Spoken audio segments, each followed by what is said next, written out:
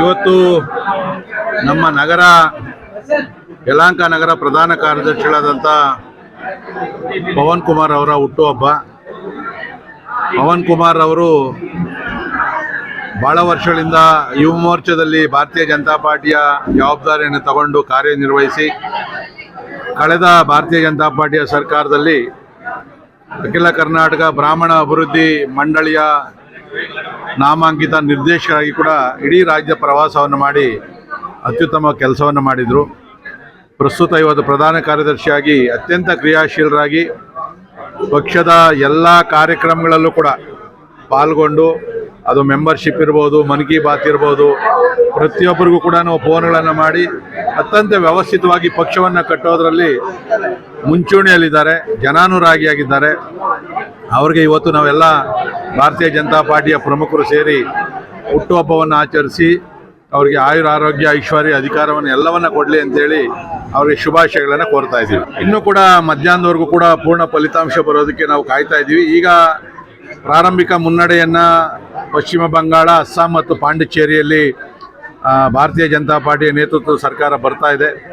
ವಿಶೇಷವಾಗಿ ಏನು ಪಶ್ಚಿಮ ಬಂಗಾಳ ಮಮತಾ ಬ್ಯಾನರ್ಜಿಯವರ 3 ಬಾರಿಯ ಚುನಾವಣೆಗಳಲ್ಲಿ ಆದಮೇಲೆ ಅವರ ಆಡಳಿತದಲ್ಲಿ ದುರಾಚಾರ, ದುರಾಡಳಿತ, ವಿಶೇಷವಾಗಿ ಬಾಂಗ್ಲಾದೇಶದಿಂದ ವಲಸೆ ಬಂದಿರತಕ್ಕಂಥವ್ರಿಗೆ ಆಶ್ರಯವನ್ನು ಕೊಟ್ಟು ನಮ್ಮ ದೇಶದ ಜನಗಳ ಮೇಲೆ, ವಿಶೇಷವಾಗಿ ಹಿಂದೂಗಳ ಮೇಲೆ ದಬ್ಬಾಳಿಕೆಯನ್ನು ಮಾಡ್ತಾ ಇರ್ತಕ್ಕಂಥದ್ದು ದೌರ್ಜನ್ಯ.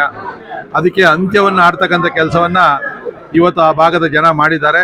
ನಾವು ಕೂಡ ಮಧ್ಯಾಹ್ನ 1 ಗಂಟೆಗೆ ಭಾರತೀಯ ಜನತಾ ಪಾರ್ಟಿಯ ವತಿಯಿಂದ ಯಲಹಂಕ ನಗರದ ಕಚೇರಿಯ ಮುಂದೆ ವಿಜಯೋತ್ಸವವನ್ನು ಆಚರಿಸಬೇಕು ಅಂತೇಳಿ ತೀರ್ಮಾನ ಮಾಡಿದ್ದೀವಿ. ತಮಿಳುನಾಡಿನ ಈಗಿನ ಟ್ರೆಂಡ್ ನೋಡಿದ್ರೆ ಟಿವಿಕೆ ಅಲ್ಲಿ ಅಧಿಕಾರಕ್ಕೆ ಇರುವಂತ ಸಾಧ್ಯತೆ ಇದೆ, ಇದ್ರ ಬಗ್ಗೆ ಇದು ನಾವೆಲ್ಲ ಕೂಡ ಎಕ್ಸಿಟ್ ಪೋಲನ್ನು ನೋಡಿದಾಗ ಅದು 3ನೇ ಸ್ಥಾನದಲ್ಲಿತ್ತು, DMK ಬರ್ಬೋದಂತಿತ್ತು. ಇನ್ನೂ ಪೂರ್ಣ ಪ್ರಮಾಣದ ರಿಸಲ್ಟ್ ಬರಬೇಕು. ಸೊ ಖಂಡಿತವಾಗಿ ಕೂಡ ಇದೊಂದು ಆಶ್ಚರ್ಯಕರವಾದಂಥ ಫಲಿತಾಂಶ. ಬಹುಶಃ ಅಲ್ಲಿ AIDMK ಮತ್ತು ವಿಜಯರವರ ಹೊಂದಾಣಿಕೆ ಆಗ್ಬೋದು ಅಂತೇಳಿ ನಾನು ಭಾವಿಸಿದ್ದೀನಿ. ಇದು ವಿಧಾನಸಭಾ ಚುನಾವಣೆಗೂ ಮತ್ತು ಲೋಕಸಭೆಗೂ ಅಜಗಜಾಂತರ ವ್ಯತ್ಯಾಸ ಇರ್ತದೆ. ಎಲ್ಲಿ ಕೆಲವು ಕಡೆ ವಿಧಾನಸಭೆಯಲ್ಲಿ ಗೆದ್ದಿರೋ ಕಡೆ ಲೋಕಸಭೆಗಳಿಗೆ ಸೀಟ್ ಬಂದಿದೆ.